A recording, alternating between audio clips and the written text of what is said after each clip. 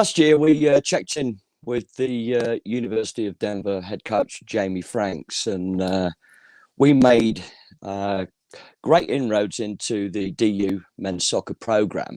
And there was a lot of comparisons on how Jamie formed the program, sort of in tangent with an under-23 European professional clubs development program. And we're up and running again, playing soccer at DU, both programs. And we are very fortunate today to have a returning coach, the return of the Mac. So he's gone from there to here, from here to there, and back again. A man of integrity, a good person.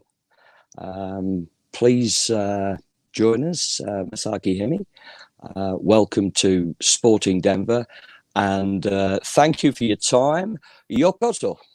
Thank you, Richie. Thank you for having me. Good Japanese.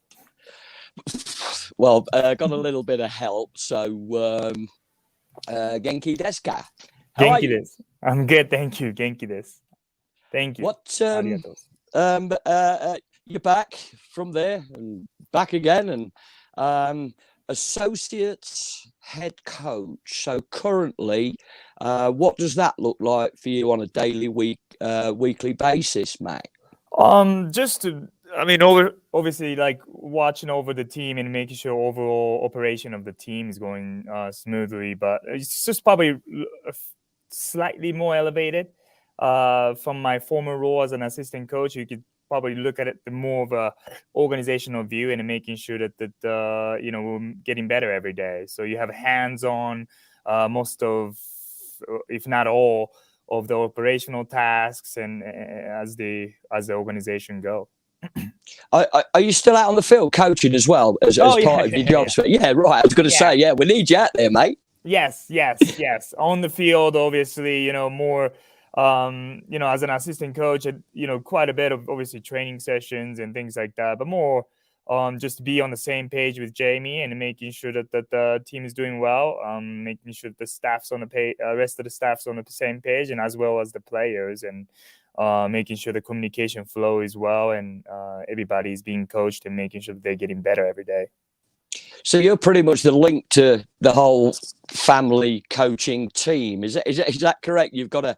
That's what I try to be. Yes. Yeah. Yes.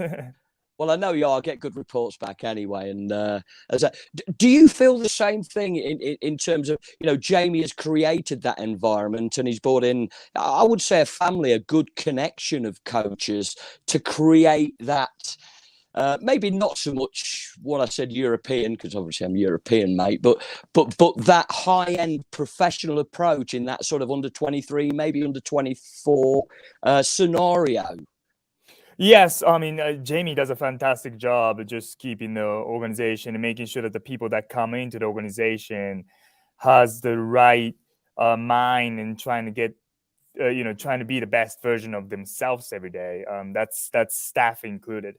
And then I think that, obviously domestically in the United States, there is still need, players from 17 to 23, 24-year-old to develop. And then, whether that is, going straight professional to the, from MLS Academy to MLS. But, I think we provide a little bit different look of it. But at the same time, I think that, we do a good job developing players, and not only to be a soccer player, right? Because we have, academically and social aspect of, student athlete life, but try to make sure that we're getting all three of those aspects of life and make sure they're growing and they can, they're making sure that they're developing not only a player, but as a person every day. I think the pillars have been set for a long period, certainly since Jamie and yourself came in, setting those pillars, those foundations for both on and off the field for those young adults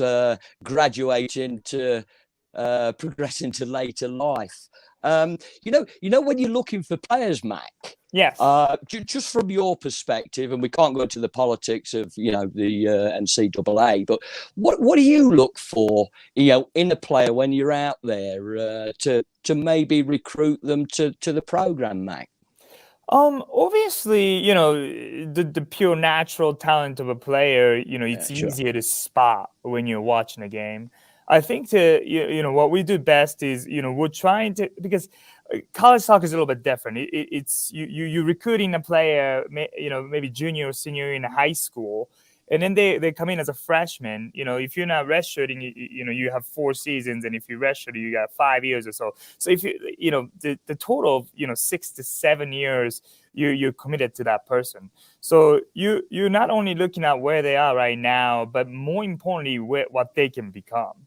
And I think most of the players that we look for is someone that's probably faced an adversity in a youth career, Sure. and has bounced back from that. That experience alone is big for players to come in and develop for us, because we take pride in the development environment that we created at University of Denver men's soccer, and we just need guys that has a future, and make sure that they have potential, and they get into that point. They're not coming here.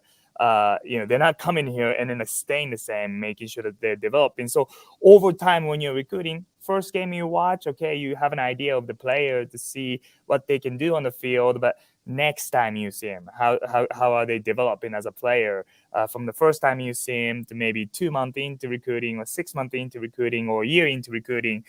Sure. That's what I probably pay attention to the most. And then obviously, how they communicate to their teammates, or how they communicate to the coaches. Obviously, very important factor to it, because just we want to get the right people in the locker room.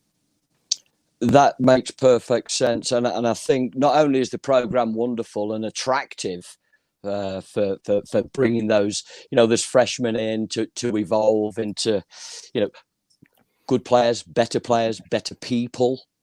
Being a good person, I wanted to get that out for Julian, of course. Yes, which is a great representation of life and its whole foundation. But the facility itself, Mac, is spectacular, and I know we've got a little bit of if you'd like to override with a little bit of a voiceover from this, that'd be appreciated, mate. Yeah, thank you. So this is a facility tour video that we've created for Denver men's soccer. Just the outside view of Denver in the morning. And we have a University of Denver station. It's a light rail that comes straight from the Union Station, so easy access to downtown. Right. And it's right next to the Ritchie Center, the Ritchie Center is the athletic department building at University of Denver. And that's just a bird view of training pitch and a game stadium. That's the whole building that's dedicated to athletics. So that, this is the stadium seating. And this was actually when we went to the Final Four in 2016. Nice. We were getting gear right before the dance, so the guys were excited, and that's mainly where we come in to the building. This is the locker room, and our locker room has 2 different areas. So one is a lounge, so as you're seeing right now, that's where the players hang out, and right. There's a lot of photos that won the conference championships over the last 7 years. Guys hang out there, guys do homework in there. And on the opposite side, we also have a kitchen, so they eat the breakfast and lunch and stuff in there. And then this is the actual locker area. Brilliant. So it's a really nice area for players to not only just use it as a locker room, but also hangout area, and increases the number of conversations that the players can have to each other. And you've got a bit of history in there as well with, the achievements over the years, which maybe set the standard for the group, right? Yes. Yeah, former players, alumni, or the trophies that they've won. That's all in there. And this is a film room. We do a lot of film. We do as much film as, we do practice on the field. So this is a film room. And then this is the entrance to the gym. The gym. Brilliant. So we're lucky enough to have a Matt Shaw, who's the director of sports performance here at University of Denver, running, making sure that the guys are ready, and we still do left during the season for injury prevention as well. Okay. It's a fantastic. you can't really ask for any better facility than this, to be honest, as a student athletes. And this is up to the third floor of the building that we saw. This is most of our offices are in there, and then also study hall. Academically, we've had some accomplishments there, but just the people that we bring in, we want to strive. We want to strive to be best, not only on the field but also in the classroom. Of course, that's vital. It's the combination of, education is prime, and soccer comes along with it, right? Yes. So we want to be holistically the best we can be. So. And this is the athletic training room. We have Mike Eckert, it's an athletic trainer for us, and prehab, rehab is all done there, and that's the stadium view. And then as you know, I-25 campus view from the north side of the campus. So accessibility, we've got obviously RTD, we've got buses, we've got light rail. Obviously, transportation is easy to get there, and the accommodation and the facility is wonderful. It's a very I've walked around it several times, and it's a very homely feel, Mac, around that campus. And it's I suppose it's your second home as well, mate, right? Yes. If not, this is probably the longest since I've been an adult, the longest the city that I've been the longest. So yeah, it's second home. My best friends are in Denver. My mother's in Littleton. My family members here. So yeah, it's just second home for sure. The talking of home, back home in Japan. Yeah. Very busy time for you last year with the women's professional soccer league out there, and of course the Olympics, Mac. Yeah. So what transpired there? Tell me about some of your adventures on that one, mate. Sounds wonderful. Yeah, I mean, I was born and raised in Tokyo till I was 17. And the first time I moved to the United States, I couldn't even speak a lick of English then. So, obviously first home. And I've always kind of seek to see, if I were valued for something I was doing in the States and I had an opportunity to go back, I wanted to seek that opportunity. And I think this time, I was offered a position at INAC Kobe, who is historically been the best professional women's team in Japan. If it probably, they can always rank in the top 10 in the world. As far as having national team players come out of that program. So having Tokyo Olympics this past summer, with the opportunity of being the first assistant coach for the best women's professional team, it was hard to pass up. It was hard for me to leave Denver, of course, with working with Jamie for as long as I have, and the program and the guys here. But got to go to Japan, preparation for Olympics. So worked with the federation. I had a Zoom call with the Japanese national team staff probably every other week or so, making sure that we had 11 pool, players that were in the national team pool, and 5 ended up making the final roster. So the preparation of that and the competition, being in Japan, doing Olympics was fantastic. And obviously, COVID cases is still tough in Japan, and dealing with it. We had to be flexible with it, so. And you work with some players and got some combination stories, Mac. Do you want to enlighten me on those, mate? Because wonderful, brilliant. Yeah, those photos are. Yeah. I mean, so during the COVID, like last year, in the spring, when we went into lockdown, we were. I was fortunate enough to have an opportunity to train some of the players. So Colin Warner from the Colorado Rapids, he wasn't signed with the Rapids back then, and Janine Becky and Lindsay Horan and for United States. And Janine and Lindsay ended up making the Olympic roster. Lindsay representing United States, of course, and Janine repping Canada.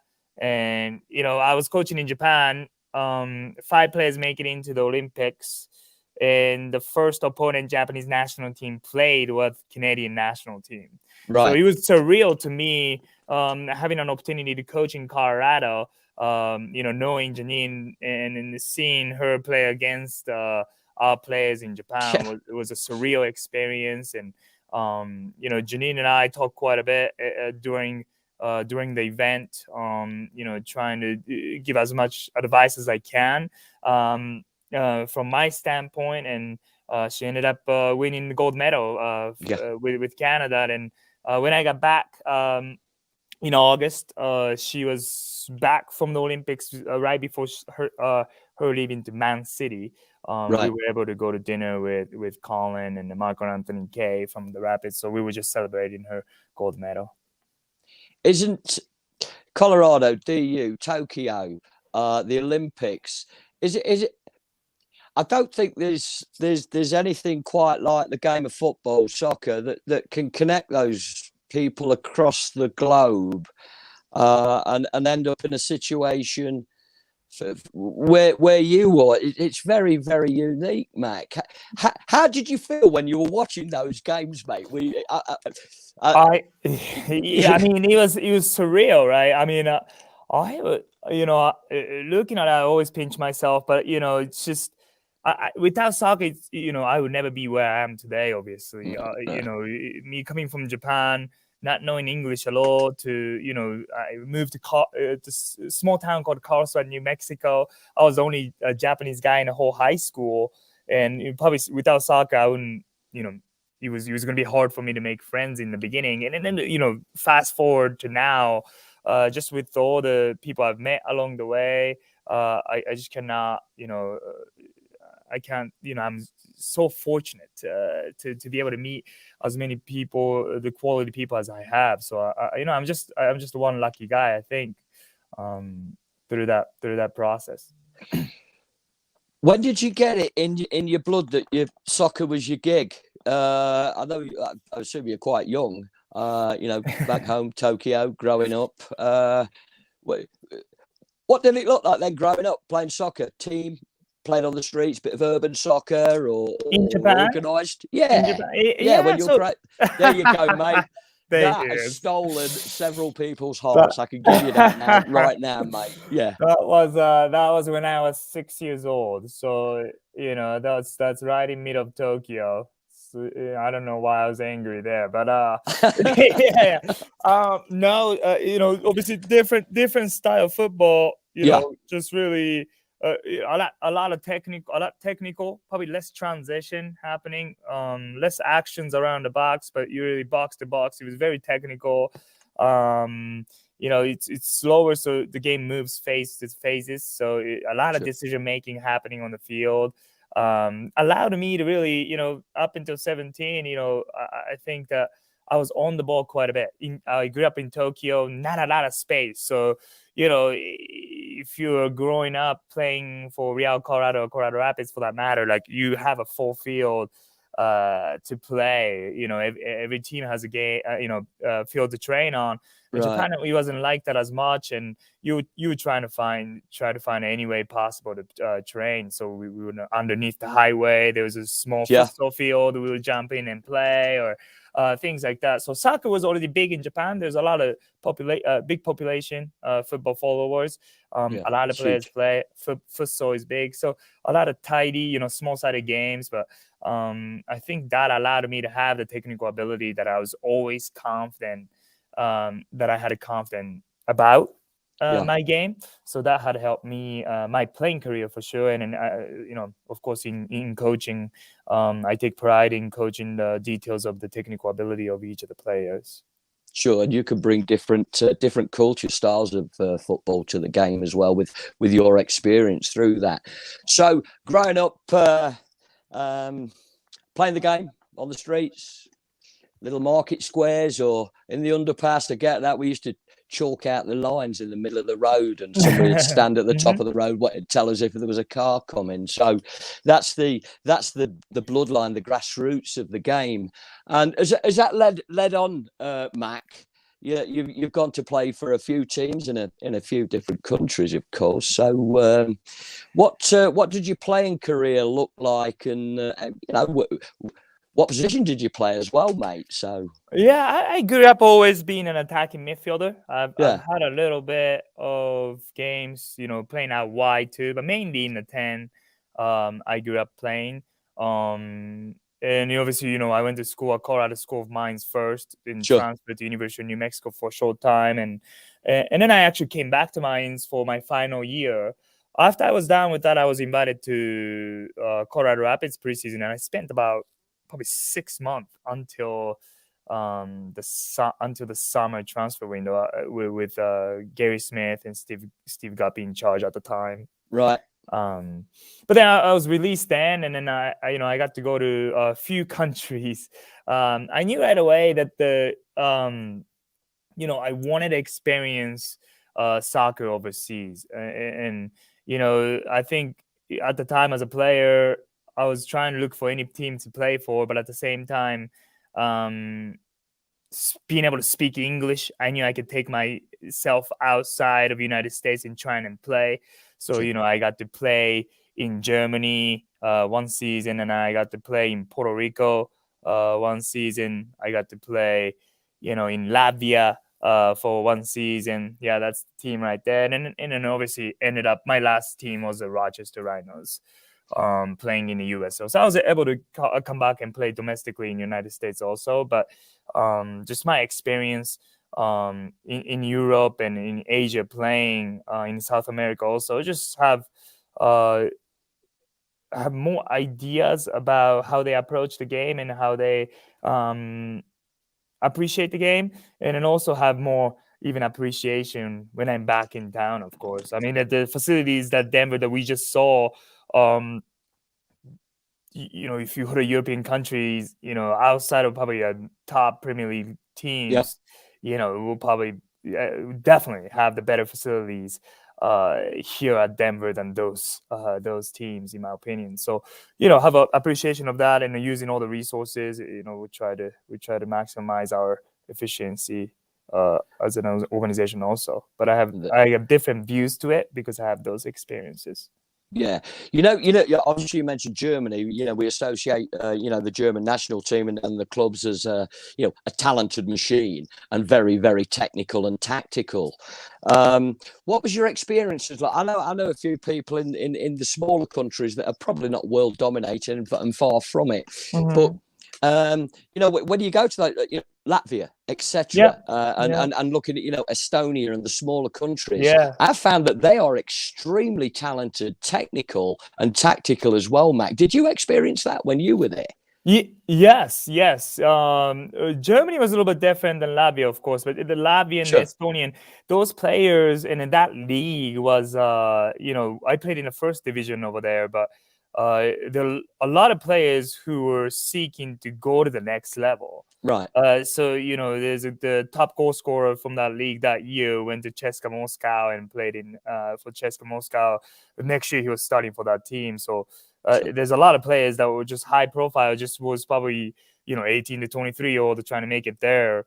So the technical aspect of the game was very high, and then tactical aspect of it obviously depends on the team, but very high understanding of the game. The players knew how to slow down the game in moments or speed it up in moments. They were quite well decision makers in the counterattacks. So yeah, that was good. That was a good experience seeing that. The German experience is totally more. German football is more solidified, but they play it. Everyone has eyes for football over there in Germany. So I was fortunate enough to play for a team that had 100. That was the 101st season that the club existed, and even in the stadium they had the VIP section, and there were a lot of gentlemen who were probably over 60 years old who played on the team 40 years ago. So I was playing right winger at the time, and those guys are basically yelling at me to work harder. So it's really hard to, it was just the culture of football that I got to see in Germany that was so fascinating. I think I qualify for one of those seats, mate, in the stands as well. So in that senior role. Naturally transitioned, Mac, into coaching and your love and your knowledge and what you bring to that. Where were the foundations laid there, Mac, when you said, I'm going to go coach as well now? Well, I actually, in the beginning, I didn't know if I wanted to be coach right away. Right. I actually, I don't tell this story often, but I actually went back to School of Mines to finish up my bachelor in petroleum engineering, but I was a student at the time. I was trying to make side money, so I decided to coach. Obviously, Julian Donaldson being one of my best friend, and Lorne Donaldson from Real, Colorado, I've known for a long Brilliant time. people.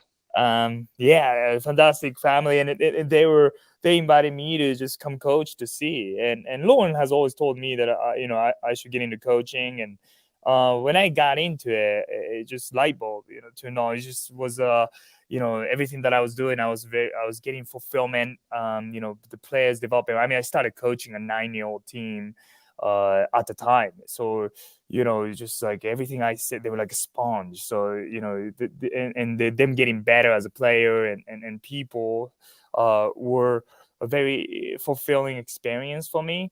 So from there, a few years at Real, Colorado, and I met Jamie when I was at Real, actually, when I actually took the 9-year-old team to a spring clinic here at University of Denver. That's how I met Jamie, and when he was assistant here at the time. But from there it has taken off to where I am today, and it's just I'm just really lucky to be where I am today. I think the Real Colorado guys will still be supportive, and Lorne Donaldson is one of my mentor in terms of my coaching career. So it's just really like I would say I got lucky with the people that were around me and that are around me today. When you look back on anybody's pathway, whatever way it takes you, the people along the way, and when Mr. Donaldson says you need to go coach, my advice to anyone that Mr. Donaldson gives you his advice to is you actually go and do it, because he's a good judge and what a great mentor. And obviously Julian with Be a Good Person program, which I mentioned earlier, is fantastic. What boots did you wear, mate, when you were playing, and what boots do you wear for coaching now? And this is not a commercial. Oh, what was I wearing? Well, in college it was Nike, so I was wearing like Total 90s, I think, and then when I went Adidas, I was wearing Predators or F50s, and then now University of Denver just went from Adidas to New Balance. I'm wearing New Balance cleats right now in coaching. I was always wearing like one of those flashy type of cleats. So the guys still make fun of me today. I'm a coach, but I'm wearing this like a lighter gray shoe. So mate, when you wear those high-end flash boutique cleats, boots, mate, when you do your demos, you've got to do them right, mate, right? Else you don't want to shank in high-end boots. I know, yeah. I've been there. I always get somebody else who I pick on a player, go and demo this. There you go. That's what you need to do. So I've learned enough there, mate, on that. In terms of the coaching, if you could pick one topic that you actually bring to the players out there on the field, let's stick with that on the field. What do you think your top end product is for you? What makes you just that little bit? Because I know you're special. That's another story, mate. What do you bring? What do you feel you bring when you said the light bulb came on? What's your speciality in there, Mac? I think and there's still things that I'm working on, but just the relationship with players and getting to have the understanding of what they're feeling and how they're making decisions, or how they feel, or where they are within the organization, really. And then from there, you can give a proper advice. I believe that to be a good mentor, a good coach, you have to understand what they know and what they don't know first. I can shout out any tactical advice, but without knowing what they know, what they don't know, it's really hard to give that advice. And that's something that that was challenging in the beginning when I went to Japan. used to coaching men in the United States and going to Japan and coaching women's, not only it's a different country and different style of play, but it's also, men and women, different game. Trying to get the understanding of their background, their culture, because it was a totally different, type of players and strengths and weaknesses. So that was challenging for me in the beginning. So building that player relationship first and foremost, mate, right? Yes. And evolving it from there. And obviously you bring to the table a multitude of experiences and cultures with that through your travels, my friend. I know you are super, super busy. I might have set you up there. What's the rest of the day look like? And because I know the season's in full swing, mate, and you're up there, you're doing well. What's the rest of the day and the rest of the week look like for you, mate? Yeah, well, we have a big game against Eastern Illinois on Saturday at 7 p.m. So just preparation for that is, any presentation that we can give out tomorrow and day after. Obviously preparation for training for tomorrow and day after. Making sure, and then a little bit of, obviously with college athletics, academically, we have a couple academic meetings with the younger guys this afternoon.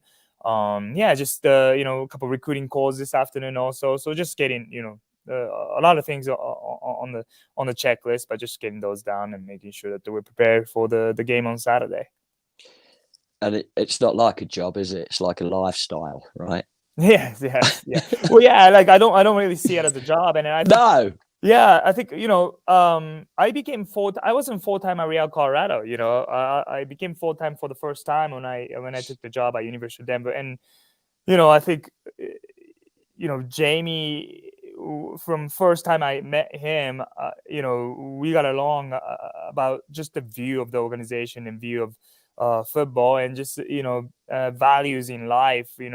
I felt that it was really aligned with him, and I cannot thank him enough for how quickly he has promoted me throughout the within the organization, really. Because in 2016 I was only director of ops at the time as a volunteer, and in 2017 I was a volunteer assistant coach, and 2018 I was promoted to full-time second assistant then, and in 2019 he was promoted to me to recruiting coordinator at the time, just giving me a lot of tasks that I didn't feel myself that I was ready, but he believed in me and got me promoted as quickly as he did. I just cannot thank him enough.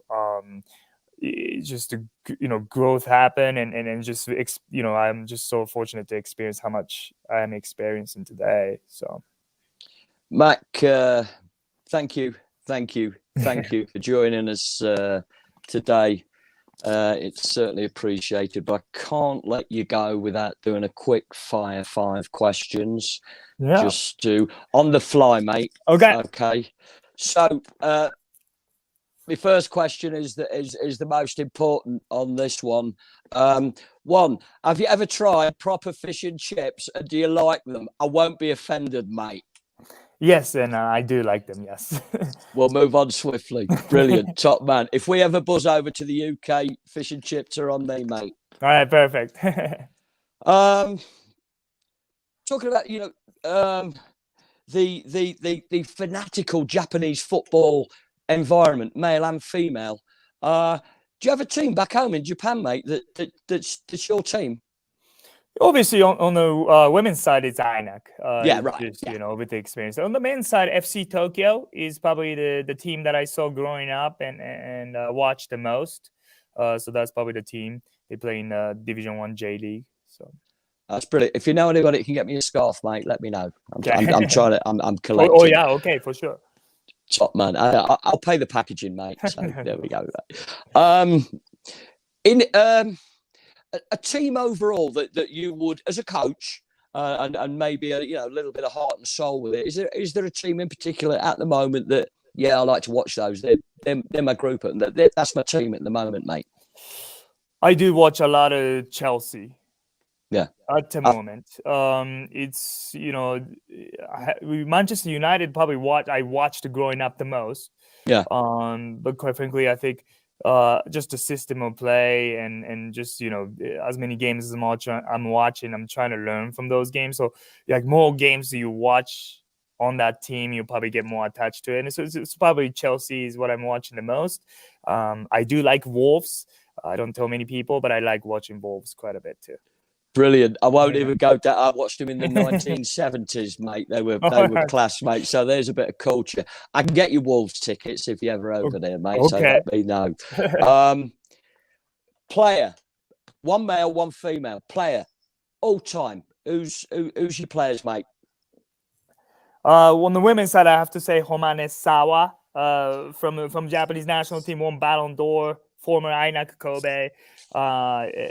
Fantastically, I actually met her when I was back in Japan. Also, just the fantastic individual. I know she has an experience playing for Jeff Hooker here in Colorado. Also, I believe like 1-2 seasons or something like that. So she would have to be the one. The men's side, I watched most of Maradona. But I would have to probably go with Ronaldinho. 3 good choices, actually, there. I'll give you all of them. Quick story. I actually played indoor when Sauer first came over here to Colorado. Oh, wow. She was in the blue team. I was in the orange team. I don't think I got anywhere near her, mate. I couldn't touch her. Brilliant. Great person as well. Absolutely wonderful. As you say, she played for Jeff. And great person. My last one. What other sport do you look at to say, I really like this? Whatever sport outside of soccer, outside of football, mate. What do you pay attention to, enjoyment wise? Basketball. Okay. Yeah, a lot of actions, but I do like the athletes. I was a big Allen Iverson fan, so when he was with with the Nuggets, I went and watched quite a bit. But I would probably have to say basketball. Yeah, Nuggets, they're just down the road. So if you can get me tickets, I'm in. Let me know. Okay, Matt. sounds good. Thank you. We'll run into each other out there at some stage out there on the pitch, mate. But if you'd be gracious enough to leave all our viewers and followers one final message, and I'll see you on the other side. Thanks, Mac. Thank you very much. No, we're trying to do, as best as we can to get this team make it to the dance. So, please come support us. And we have a lot of Colorado players that take pride in wearing the Denver logo, and we have a lot of players from out of state and a few from internationals that are repping University of Denver. So, if you could come support us, we play Saturday at 7 p.m. We'll see you guys soon.